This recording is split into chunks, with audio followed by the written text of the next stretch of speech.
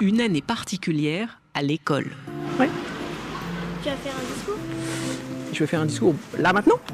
Non. Parce que t'as... Non, j'ai un micro parce que, tu sais, c'est ma dernière année cette année. Oh, c'est la dernière là? Oui, la dernière entrée, ouais. Est-ce que vous avez l'heure, les enfants, s'il vous plaît? Ouais. Oui. 8h48. D'accord. Bon, je vais y aller, moi. Bonne rentrée, C'est parti. Bah oui, c'est parti. Ça va, pas trop émouvant? Un peu. Je vais sonner? Oui, c'est bon. Dire, ouais, parfait.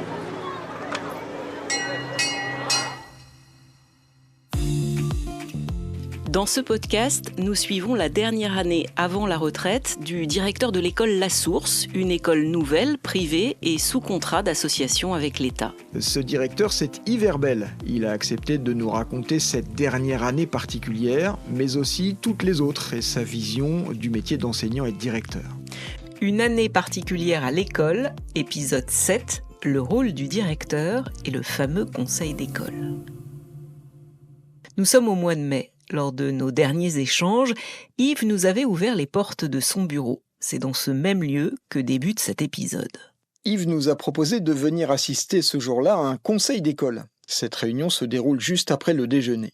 Pendant 1 heure, les élèves délégués de toutes les classes du primaire, de la grande section de maternelle au CM2, sont là pour évoquer la vie de l'école. Les problèmes ou questions liés à la cantine, à la cour, à la circulation dans les couloirs, etc. Et donc, avant d'aller au conseil, Yves nous a expliqué pourquoi il apprécie particulièrement ce moment. C'est un moment que moi j'apprécie particulièrement. C'est vraiment la mise en œuvre de tout ce qu'on essaie de faire à l'école sur un apprentissage, du débat, du dialogue, de trouver un consensus. C'est vraiment le lieu également où les informations importantes sont annoncées. C'est le lieu où les projets sont initiés. Et donc on a enfants, adultes présents au même moment et à égalité. Et nous, donc, on va en profiter pour poser quelques questions parce qu'on voulait faire un épisode sur le rôle du directeur. À quoi ça sert un directeur? On va entendre les enfants tout à l'heure. Ça sert à quoi d'abord un directeur? Vaste question. De temps en temps, je me demande effectivement aussi à quoi je peux servir. Il y a des journées, je me dis, mais qu'est-ce que j'ai fait de ma journée à part parler à droite, à gauche.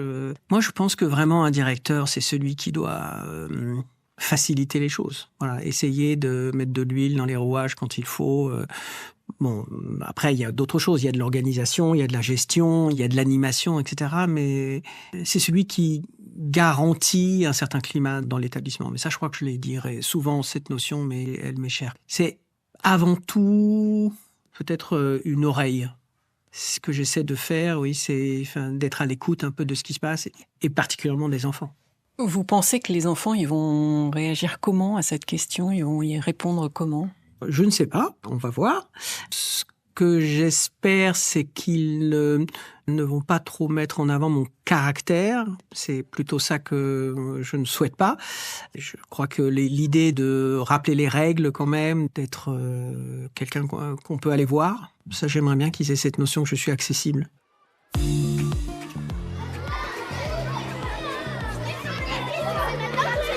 Oui, c'est maintenant le conseil d'école, on y va. S'il y a des enfants du conseil d'école, on y va. Noé, je crois que tu es au conseil d'école, toi.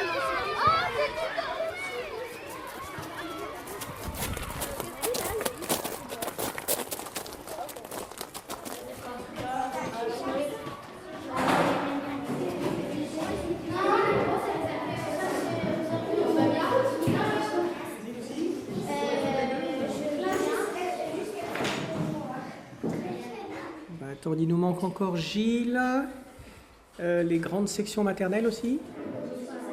Le conseil d'école, cela a lieu dans une des maisons de la Source, un bâtiment qui est en cours d'aménagement. Les enfants arrivent, s'assoient en cercle sur des bancs. C'est une élève de CM2 qui préside le conseil. Yves est juste là en tant que conseiller de la présidente. Les enfants. Je vais vous expliquer un peu aujourd'hui, c'est un peu particulier puisque vous voyez qu'on a des invités qui sont en train de réaliser ce qu'on appelle un podcast que j'ai vu régulièrement pendant l'année pour faire un podcast sur ma dernière année en tant que directeur. Voilà. Et donc je leur ai demandé de venir à ce conseil d'école pour qu'ils se rendent compte de ce qu'est un conseil d'école et puis on abordera un sujet aussi qui concerne le rôle du directeur. D'accord ? Est-ce que vous avez des questions sur ce sujet ou c'est bon pour tout le monde ? Oui. Victor ? Qu'est-ce qu'on va voir? Ah, tu vas, je sais pas, c'est toi qui, comme un conseil d'école d'habitude, hein, vous dites ce que vous avez à dire et vous n'êtes pas obligé de parler. Si vous voulez pas parler, vous parlez pas. Hein. C'est pas du tout une obligation, hein, voilà. Mais vous faites très bien les conseils d'école. Vous avez l'habitude de prendre la parole, donc ça n'a rien de particulier. Hein. C'est un conseil d'école comme les autres. Donc, je déclare le conseil du 13 mai 2025 ouvert. On va commencer par ce dont on va parler aujourd'hui, donc le rôle du directeur dans une école. Pour vous, c'est quoi ? Pour moi, un directeur, ça aide au fonctionnement de l'école. Il peut remplacer les maîtresses quand elles sont pas là, et voilà. Pour moi, un directeur, ça aide à mettre de la joie dans l'école, un peu l'animer, mettre les règles et tout. Et que ça se fasse respecter, que quand il y a des personnes méchantes, on peut aller lui en parler et tout. Quand il y a un problème, on sait qu'il est toujours là normalement. Pour moi, le directeur, ça sert aussi à mettre de l'ordre dans l'école. Moi, je dis que le directeur, ça sert plus à diriger l'école, du coup, rendre la vie meilleure. Et ça aide les maîtresses à savoir ce qu'elles vont faire, ou le planning, tout ça. Pour moi, un directeur, c'est celui qui dit les règles, qui peut aider les enfants. C'est celui aussi qui remplace les maîtresses. Après, c'est aussi celui qui peut dire des choses sur les élèves. Et voilà. Du coup, pour moi, un directeur, ça sert à aider les élèves quand ils sont dans l'école, quand ils ont, par exemple, un problème ou des questions sur le fonctionnement de l'école, qui reprend les élèves quand ils font des bêtises ou des choses qu'il ne faut pas faire et qu'ils participent au fonctionnement de l'école. Donc, on passe aux propositions. Il y a une proposition des CE1 Camille par rapport des pâtes à la cantine une fois par semaine et pour les végétariens, ne pas mettre la sauce dans les pâtes. Merci. Mais normalement, il y a un plat à aller chercher quand t'es végétarien. Joseph, il n'aime pas. Il y a deux choses. Hein. Il y a aimer et avoir un menu particulier. On fait pas des adaptations pour ce qu'on aime et ce qu'on n'aime pas. C'est impossible à faire en collectivité. Donc les gens qui aiment pas la sauce, on va pas mettre d'un côté ceux qui aiment la sauce, ceux qui n'aiment pas la sauce. Hein. On peut pas demander de faire à l'assiette. On n'est pas au restaurant. Rita ? Pour moi, en fait, c'est juste... Si on n'aime pas le plat, c'est... en fait, les cuisiniers font leur mieux pour adapter. Il faut déjà 2 plats, un pour les végétariens, un pour les sans-lait et tout. Ils font beaucoup de plats pour s'adapter et qu'on n'aime pas, donc c'est bon, c'est pas si grave. Si on n'aime pas, au moins on goûte, et si on n'aime pas, c'est pas grave. Et donc il y a une proposition des CM1 Maria qui propose 2 repas silencieux par période. Qu'est-ce que vous avez à dire ? Nous, on trouve qu'à la cantine, c'est vraiment beaucoup trop bruyant. Et un repas silencieux par mois, pour nous, c'est pas suffisant. Et donc, on aimerait en demander 2. C'est sûr que, à la cantine, on a le droit de parler, mais après, si on parle beaucoup trop fort, après, ça fait énormément de bruit dans la cantine.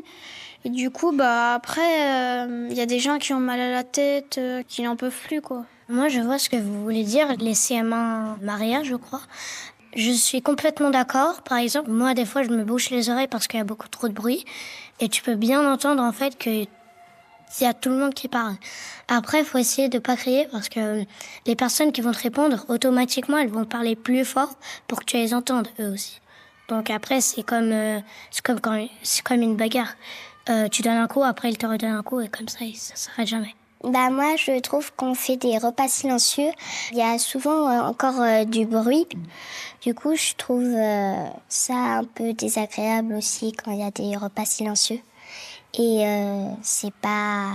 faut respecter les lois. Quand on fait un repas silencieux, c'est un repas silencieux, il faut pas parler. Moi, je propose effectivement qu'on acte, puisque là, il y a une demande et tout le monde a l'air d'accord, que d'ici la fin de l'année, on fasse 2 repas silencieux. Mais il me semble que ça fait très longtemps qu'on n'en a même pas fait un. Je suis d'accord sur le fait qu'il y a un vrai problème de bruit dans la cantine. Il faut qu'on trouve des solutions. Donc, on va déjà tester 2 repas d'ici la fin de l'année pour voir si on arrive à vraiment descendre le niveau sonore. Je crois qu'on peut passer là. Ok, on passe. Donc il y a une proposition des CM1 Maria encore qui propose un pique-nique pour toute l'école en fin d'année du coup logiquement. Loïs ? Moi, je pense que c'est bien parce que ça fait longtemps qu'on n'avait pas fait ça. Et je pense que ça serait un peu drôle qu'on se mette dehors et qu'on mange comme ça, comme un pique-nique. Et surtout qu'en ce moment, il fait chaud et tout.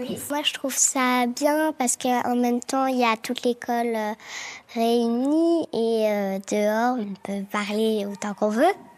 Donc je propose qu'on passe au vote du coup. Donc qui vote blanc ? Vote blanc, c'est quand quelqu'un ne sait pas s'il est pour ou s'il est contre. Donc il dit il n'a pas d'avis. Donc qui vote blanc ? 2 votes blancs. Qui vote contre ? Et qui vote pour. Du coup, on est pour. Donc, on passe. Il y a une proposition d'un tournoi de foot pour les primaires. Donc, C'est bien, mais comme on l'a déjà fait l'année dernière, je pense que c'est beaucoup d'organisations comme le concours de talent et donc ça peut être dur de le faire, je pense. Sur le fait qu'il n'y a pas eu assez de concours, je trouve ça... Non, c'est faux. Il y a eu le tournoi d'échecs, le concours de talent. Moi, je pense que ça serait bien, mais aussi, il faudrait que ça soit pas les adultes qui l'organisent. Parce que comme ça, c'est les enfants qui peuvent l'organiser. Moi, je trouve que c'est aussi... si par exemple, on veut des coupes, ça va être encore une dépense d'argent. On a déjà dépensé assez d'argent pour le tournoi d'échecs, je pense. Donc, je pense qu'on peut s'en passer. Gilles ? Alors, tournoi de foot, moi je suis pas contre de le faire, mais il y a des choses qui ont été dites qui sont très intéressantes. Que ça soit organisé par un adulte, ok, donc je veux bien organiser le tournoi de foot, mais j'ai beaucoup de travail en fin d'année qui commence à alourdir mes tâches. Donc je veux bien organiser un tournoi de foot, mais c'est vrai que j'ai besoin d'aide au niveau des enfants. Donc au niveau du tournoi de foot, ça peut être fait que pendant le temps de midi à nos horaires, parce qu'il y a actuellement un tournoi de foot au collège, et de voir avec moi, quand vous allez jouer au tournoi de foot, voir qui est arbitre, etc., que je ne sois pas tout le temps présent pour faire le tournoi de foot et je récupère les résultats. D'accord ? Par rapport à ce que tu as dit, Noé, au niveau de l'argent, je peux te dire en information que le tournoi d'échecs n'a coûté rien du tout à l'école. Il y a des coupes que je récupère d'autres associations et que je n'ai rien acheté cette année.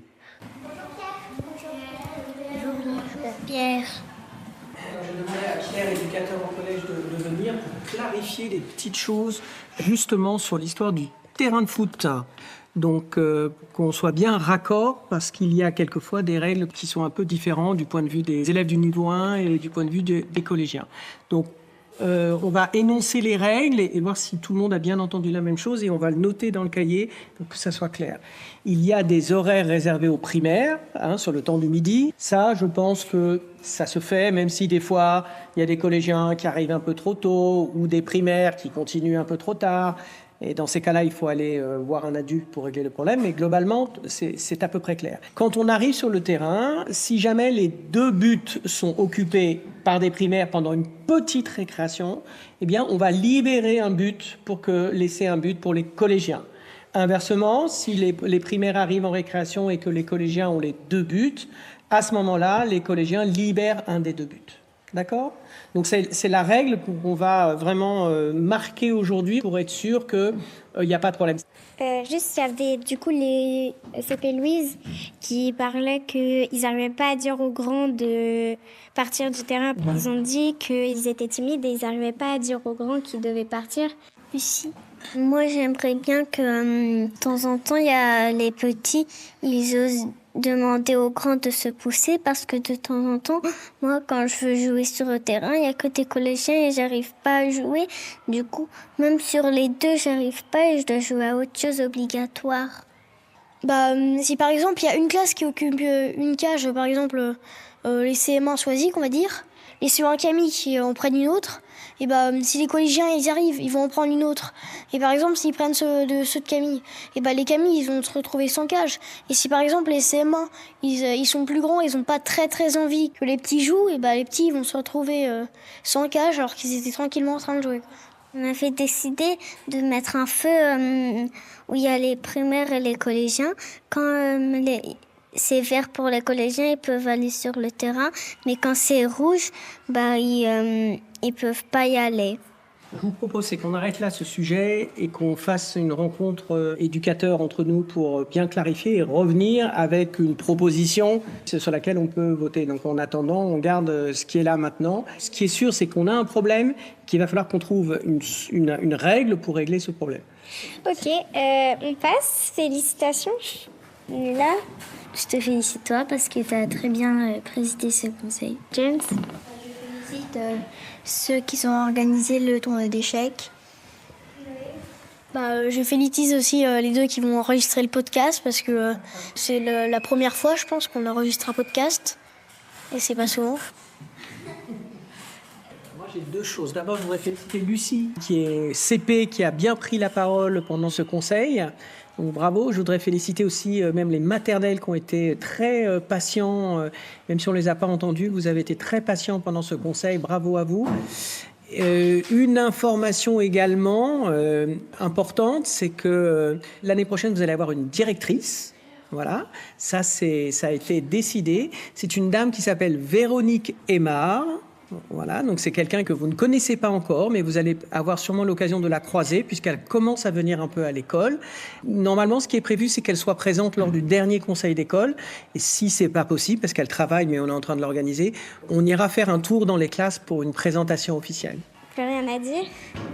Je déclare le conseil du 13 mai 2025 fermé. Merci.